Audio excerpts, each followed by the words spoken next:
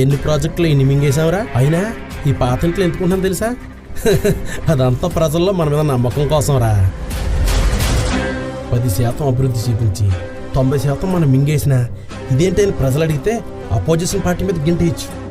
Opposition party వాళ్ళు ఇప్పుడే అంత రౌడీజం చేస్తుంటే రేపొద్దున వాళ్ళు గెలిస్తే కల్తీ మద్యం ఏరులై పారుతుందని, గొడవలలో ప్రజలను భయభ్రాంతులకు గురి చేస్తారని సృష్టించండి. వాళ్ళ పార్టీ వస్తే ఇన్ని అనర్థాలు జరుగుతాయని ప్రజలను మన వాళ్ళే నమ్మించండి. ఆ తర్వాత ఆ ప్రజల పరిస్థితి ఎంత దారుణంగా ఉంటుందో వాళ్ళకి అర్థమయ్యేలాగా చెప్పండి రా. గొడవలు మనమే పెడితే రేపు మన వాళ్ళు ఇరుక్కుంటే మన వాళ్ళ పరిస్థితి ఏంటన్నా?